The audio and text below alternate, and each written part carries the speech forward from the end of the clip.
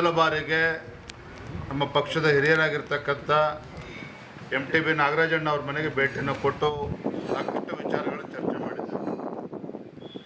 ಒಂದೇ ಮಾತಲ್ಲಿ ಹೇಳಬೇಕು ಅಂತ ಹೇಳಿದ್ರೆ MTB ನಾಗರಾಜ್ ಅಂತ ಹೇಳಿದ್ರೆ ಅವರು ಒಬ್ಬರು ವ್ಯಕ್ತಿ ಅಲ್ಲ, ಒಂದು ಶಕ್ತಿ.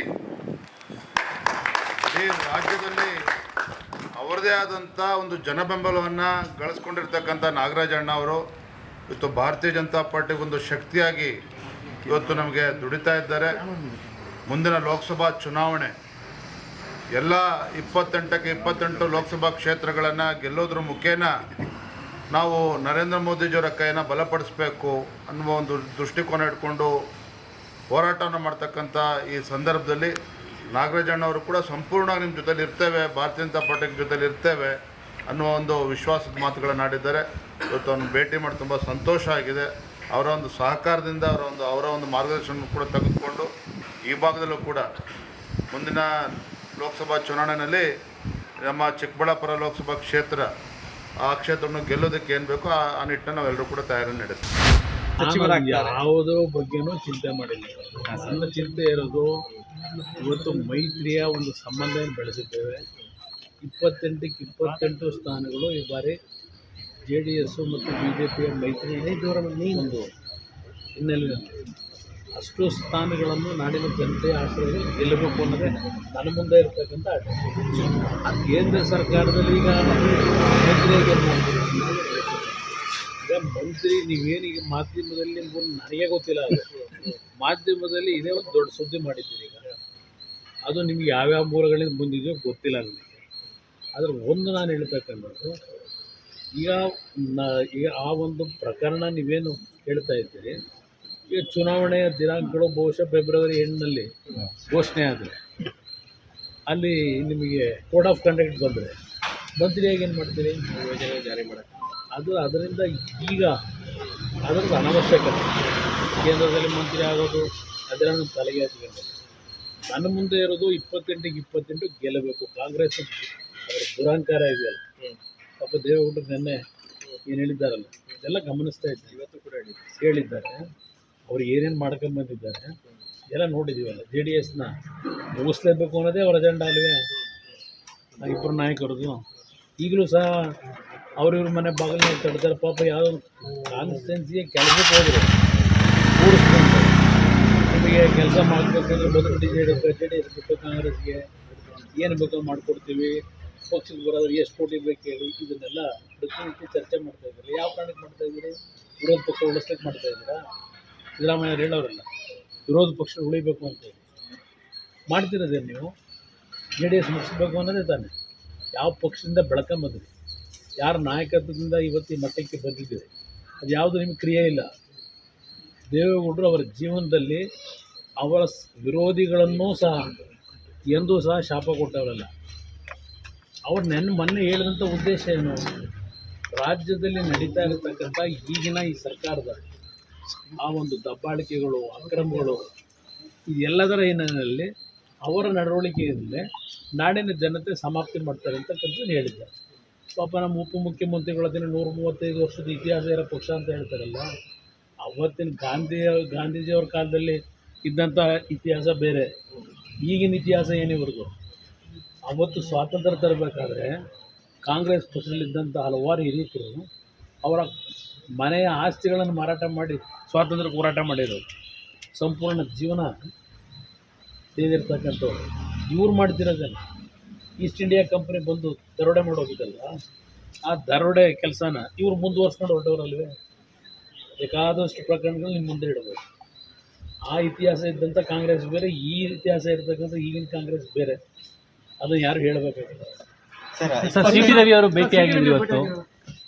ಮುಂದೆ ಜಾಯಿಂಟಾಗಿ ಕೆಲಸ ಮಾಡಬೇಕಲ್ಲ, ಅದಕ್ಕೆ ಹಲವಾರು ವಿಷಯಗಳು ಚರ್ಚೆ ಮಾಡ್ತಾರೆ. ಯಾವುದೋ 2 ಕ್ಷೇತ್ರದ ಬಗ್ಗೆ ಚರ್ಚೆ ಆಗಿ ಎಲ್ಲರೂ ಭೇಟಿ ಮಾಡ್ತಾರೆ. ಈಗ ಅಂಥ ಸಮಯ ಬಿಟ್ಟು ಸುಮಲತಾ ಅವ್ರನ್ನೂ ಭೇಟಿ ಮಾಡ್ತಾರೆ. ಅವರು BJPನಲ್ಲೇ ಮುಂದುವರಿಯೋದಾದರೆ BJPಯ ಪರವಾಗಿ ಅವರಿದ್ದರೆ ಅವ್ರನ್ನೂ ಭೇಟಿ ಮಾಡ್ತೀನಿ. ಏನು ನಾವೇನು ಇಲ್ಲಿ ಇಂಥ ಕ್ಷೇತ್ರದಿಂದ ನಾವು ನಿಲ್ತೀವಿ ಅಂತ ಹೇಳಿದ್ದೇವೆ, ಇಲ್ಲ ಇಂಥವ್ರಿಗೆ ತೊಂದರೆ ಕೊಟ್ಟು ನಿಲ್ಲಬೇಕು ಅಂತ ಇದ್ದೇವೆ, ಯಾವುದೂ ಇನ್ನೂ ನಾವು ಚರ್ಚೆನೇ ಮಾಡಿಲ್ಲ. ಇವೆಲ್ಲ ಪ್ರಾರಂಭಿಕ ಹಂತದಲ್ಲಿರ್ತಕ್ಕಂಥದ್ದು. ಈಗ BJP ಪಕ್ಷದಲ್ಲಿರ್ತಕ್ಕಂಥ ಜೆ ಡಿ ಎಸ್ ಇರ್ತಕ್ಕಂಥವ್ರು ನಾವು ಒಟ್ಟಾಗಿ ಒಂದು ಸೌಹಾರ್ದತೆಯಿಂದ ಕೆಲಸ ಮಾಡಬೇಕು. ಎಲ್ಲರ ಜೊತೆಗೂ ಚರ್ಚೆ ಮಾಡೋಣ ಸರ್. ಮುಂದಿನ ಲೋಕಸಭೆಯಲ್ಲಿ 28 ಸ್ಥಾನ ಅಂತ ಹೇಳಿದ್ರಿ, ಆ 28 ಸ್ಥಾನದಲ್ಲಿ ಕುಮಾರಸ್ವಾಮಿ ಅವರು ಇರ್ತಾರ? ಅದು ನೋಡೋಣ ಬ್ರದರ್. ನಾನು ಇನ್ನೊಂದು ನಿಲ್ಲಬೇಕು ಅನ್ನೋ ತೀರ್ಮಾನ ಎಲ್ಲೋ ಮೇಲೆ. ಆದರೆ ನೀವೇ ಬಯಸ್ತಾ ಇದ್ದೀರಿ, ಚಿಕ್ಕಬಳ್ಳಾಪುರದಲ್ಲಿ ನಿಲ್ತಾನಂತೆ, ತುಮಕೂರಲ್ಲಿ ನಿಲ್ತಾನಂತೆ, ಮಂಡ್ಯದೊಳಗೆ ಕ್ಲಿಯರೇ ಹೋಗಿದೆಯಂತೆ, ಬೆಂಗಳೂರು ಗ್ರಾಮಾಂತರ ಅಂತ ಅಲ್ಲಿ ಪಾಪ ಅವ್ರು ಬೇರೆ ನಿದ್ದೆ ಇಡ್ತಾವ್ರೆ. ಇದೆಲ್ಲ ನಡೀತಾ ಇದೆ. ಆ ಸಮಯ ಬಂದಾಗ ಹೇಳಿ. ಈ ಸರ್ಕಾರ ಒಂದು ದಬ್ಬಾಳಿಕೆಯ ಸರ್ಕಾರ. ಮುಖ್ಯಮಂತ್ರಿಗಳು, ಮಂತ್ರಿಗಳ ಭಾಷೆ, ವ್ಯಕ್ತಿಯ ಸ್ವಾತಂತ್ರ್ಯಕ್ಕೆ ಈ ರಾಜ್ಯದಲ್ಲಿ ಬೆಲೆ ಇಲ್ಲದಂಗೆ, ಪ್ರಜಾಪ್ರಭುತ್ವ ಇಲ್ಲದಂಗೆ, ಅನ್ಯಾಯದ ವಿರುದ್ಧ ಧ್ವನಿ ಎತ್ತಿದರೆ ಅವ್ರ ಮೇಲೆ ಇನ್ನಷ್ಟು ದೊಡ್ಡ ಕೇಸುಗಳನ್ನು ಹಾಕುವಂಥ ಪ್ರಯತ್ನ. ಒಂದು ರೀತಿಯಲ್ಲಿ ಇದನ್ನೆಲ್ಲ ನೋಡಿದಾಗ ಜನರ ಧ್ವನಿಯನ್ನು ಹತ್ತಿಕ್ಕುವಂಥ ಪದೇ ಪದೇ ಈ ವಿಚಾರಗಳನ್ನು ನೋಡಿದಾಗ ಮತ್ತು ಅವರ ಪಕ್ಷದವ್ರು ಮಾಡಿರುವಂಥ ಹಲವಾರು ಪ್ರಕರಣಗಳನ್ನು ಮುಚ್ಚಾಕುತ್ತಿರುವುದನ್ನು ನೋಡಿದಾಗ, ದಲಿತರ ಮೇಲೆ, ದಲಿತರ ಮಹಿಳೆ ಮೇಲೆ ಅತ್ಯಾಚಾರ ಆಗ್ತಿರುವುದನ್ನು ನೋಡಿ ಸುಮ್ಮನೆ ಕೂತಿರುವಂಥ ಈ ಸರ್ಕಾರ ಒಂದು ರೀತಿಯಲ್ಲಿ ಅಘೋಷಿತವಾಗಿರುವಂಥ ಎಮರ್ಜೆನ್ಸಿ ಭಯದ ವಾತಾವರಣ. ಅಯೋಧ್ಯೆಯಲ್ಲಿ ರಾಮ ಮಂದಿರ ಆಗುವಂಥ ಈ ಸಂದರ್ಭದಲ್ಲಿ ಕರ್ನಾಟಕದಲ್ಲಿ ಭಯ ಹುಟ್ಟಿಸುವಂಥ ಹಲವಾರು ರೀತಿಯ ಪ್ರಯತ್ನಗಳು ನಡೆದಿದೆ. ಅದರಲ್ಲಿ ಇದು ಒಂದು ಕೂಡ. ಕರಸೇವಕನ ಶ್ರೀಕಾಂತ್ ಯಾವುದೇ ಕೇಸ್ ಇಲ್ಲದಿದ್ದರೂ ಅರೆಸ್ಟ್ ಆಗಿರುವಂಥದ್ದು ಕೂಡ ಕೇಸ್ ಇಲ್ಲ. ಆದರೂ ಕೂಡ ಅವರನ್ನು ಒಳಗಡೆ ಹಾಕಿದ್ರು. ಇದು ಎಮರ್ಜೆನ್ಸಿಯಲ್ಲಿ ಮಾತ್ರ ಆಗ್ತದೆ. ಕೇಸ್ ಇಲ್ಲದೆ ಒಳಗಡೆ ಹಾಕುವಂಥದ್ದು ಎಮರ್ಜೆನ್ಸಿಯಲ್ಲಿ ಮಾತ್ರ ಆಗ್ತದೆ. ಒಳಗಡೆ ಹಾಕಿದ್ಮೇಲೆ ನಿಮ್ಮ ಕೇಸ್ ಆಗ್ತದೆ. ಅದೇ ಮಾದರಿ ಇವತ್ತು ನಡೆದಿದೆ. ನಾನು ಹೇಳ್ತೀನಿ, ಈ ಕೇಸ್ ಹಾಕಿರುವಂಥ ಪೊಲೀಸ್ ಅಧಿಕಾರಿಗಳು, ಹಿರಿಯ ಪೊಲೀಸ್ ಅಧಿಕಾರಿಗಳು, ಮಂತ್ರಿಗಳು, ಇವರೆಲ್ಲ ಜವಾಬ್ದಾರಿ ಇದೆ. ಅದಕ್ಕೇನು ಉತ್ತರ ಕೊಡೋಕ್ಕೆ ಇವ್ರಿಗೆ ಸಾಧ್ಯ ಆಗ್ತಾಯಿಲ್ಲ. ಕನಿಷ್ಠ ಪಕ್ಷ ಸೌಜನ್ಯ ಕ್ಷಮನೂ ಕೂಡ ಕೇಳ್ತಾ ಇಲ್ಲ. ದುರಹಂಕಾರಿಯ ಈ ವರ್ತನೆ ಜನ ಬಾಳ್ದು ಸಹಿಸೋದಿಲ್ಲ. ಹೀಗಾಗಿಯೇ ಎಮರ್ಜೆನ್ಸಿಯ ವಿರುದ್ಧ ಸಿಡಿದಿದ್ದ ಜನ ಬದಲಾವಣೆಯನ್ನು ತಂದಿದೆ. ಅದೇ ರೀತಿ ಕರ್ನಾಟಕದಲ್ಲೂ ಕೂಡ ಕೇವಲ 6-7 ತಿಂಗಳಲ್ಲಿ ಇವರ ದಾಷ್ಟ್ಯ, ಇವರ ಅಧಿಕಾರದ ಮದ, ಇದು ಎಂದೂ ಕೂಡ ಜನ ಸಹಿಸೋದಿಲ್ಲ ಕರ್ನಾಟಕದಲ್ಲಿ. ಸ್ವಲ್ಪ ದಿವಸದಲ್ಲಿ ಜನವಿರೋಧಿ ಎಲ್ಲ ಕೆಲಸಗಳಿಗೆ ಮತ್ತು ಅಭಿವೃದ್ಧಿಯ ಶೂನ್ಯ, ತಮ್ಮ ಅಭಿವೃದ್ಧಿಯ ವೈಫಲ್ಯವನ್ನು, ಹಣಕಾಸಿನ ನಿರ್ವಹಣೆಯ ವೈಫಲ್ಯವನ್ನು ಮುಚ್ಚಿಕೊಳ್ಳಲು ಈ ಥರ ದಿನಕ್ಕೊಂದು ಸೃಷ್ಟಿಯನ್ನು ಮಾಡ್ತಾ ಇದ್ದಾರೆ. ಜನ ಸಹಿಸೋದಿಲ್ಲ. ನಾವು ಇದರ ವಿರುದ್ಧ ತೀವ್ರವಾದಂಥ ಸುದೀರ್ಘವಾದಂಥ ಹೋರಾಟವನ್ನು ರಚನೆ ಮಾಡ್ತೇವೆ. 8ನೇ ತಾರೀಕು ಚಿಂತನ ಮಂಥನ ಸಭೆ ಇದೆ. ಅದರಲ್ಲಿ ಎಲ್ಲ ವಿಷಯಗಳು ಚರ್ಚೆ ಆಗ್ತದೆ. 9ರಂದು ಬೃಹತ್ ಪ್ರತಿಭಟನೆ ಹಮ್ಮಿಕೊಂಡಿದ್ರು ಸರ್. ಏನಾಯ್ತು ಸರ್ ಪ್ಲಾನ್ ಸರ್ BJP? ಅದು 8ನೇ ತಾರೀಕು ತೀರ್ಮಾನ ಆಗ್ತದೆ. ಎಲ್ಲ ಹಿರಿಯರು ಇರ್ತಾರೆ, ನಮ್ಮ ಅಂಗಡ ಅಧ್ಯಕ್ಷರು ಇರ್ತಾರೆ, ಎಲ್ಲರೂ ಸೇರ್ತಾರೆ. ಸರ್, ಈಗ ಇಡೀ ದೇಶವೇ ರಾಮಮಯವಾಗಿದೆ, ಸಾಕಷ್ಟು ಕನಸುಗಳು ನೆನಸಾಗಿತ್ತು.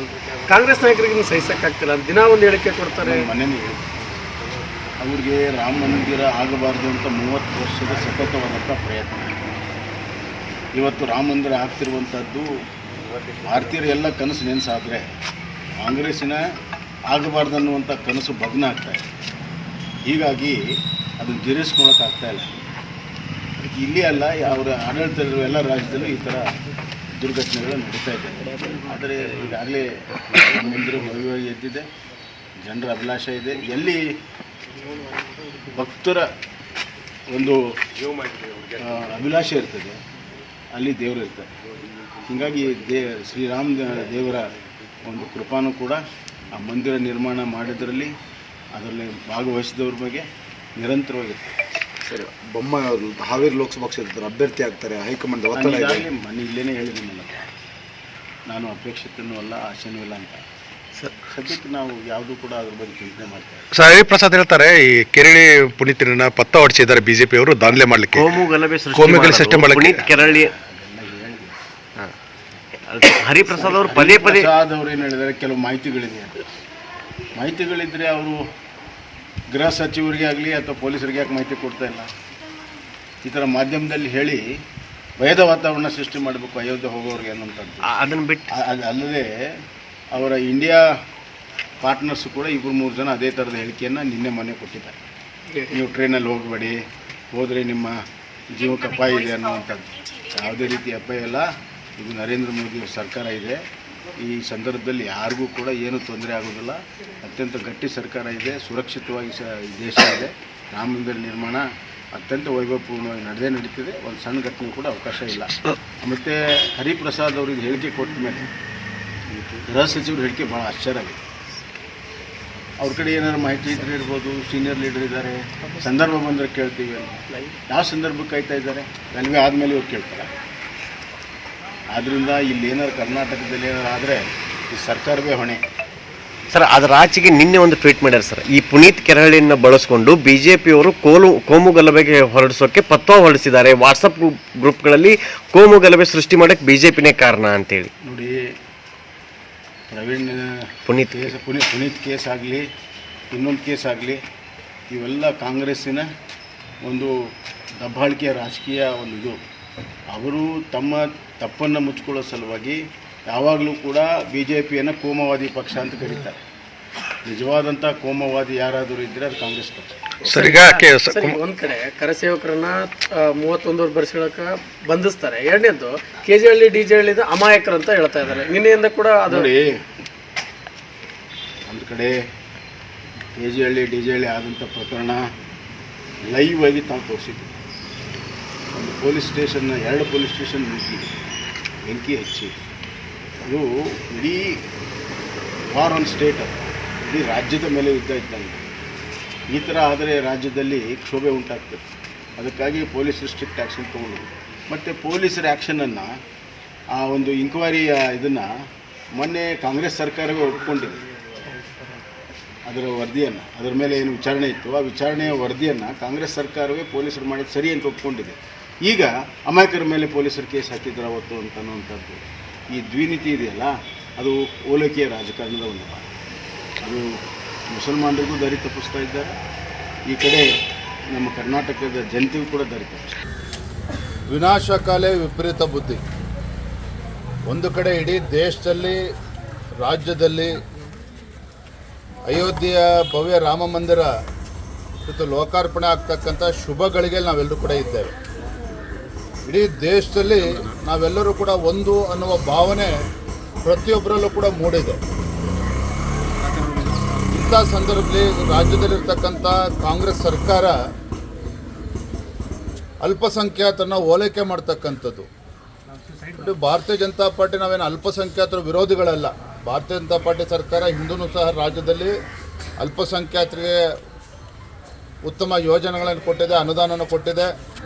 ದೇಶದ ಹೆಮ್ಮೆಯ ಪ್ರಧಾನಮಂತ್ರಿ ನರೇಂದ್ರ ಮೋದಿಜಿಯವರ ನೇತೃತ್ವದಲ್ಲೂ ಸಹ ಇದು ತ್ರಿವಳಿ ತಲಾಖನ್ನು ತೆಗೆದುಹಾಕುವ ಮುಖೇನ ಅಲ್ಪಸಂಖ್ಯಾತರಿರ್ತಕ್ಕಂಥ ಮಹಿಳೆಯರಿಗೂ ಕೂಡ ಒಂದು ಗೌರವನ ಕೊಡ್ತಕ್ಕಂಥ ಕೆಲಸ ಮಾನ್ಯ ಪ್ರಧಾನಮಂತ್ರಿಗಳವರ ನೇತೃತ್ವದಲ್ಲಿ ಆಗಿದೆ.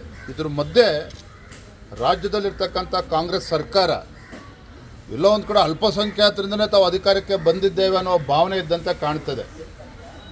ರೈತರಿಗೆ ಇವತ್ತು ಬೆಳೆ ಪರಿಹಾರನ ಕೊಡೋದ್ರ ಬದಲು ಅಲ್ಪಸಂಖ್ಯಾತರಿಗೆ 10,000 ಕೋಟಿ ಕೊಡ್ತೇವೆ ಅಂತ ಹೇಳ್ತಾರೆ.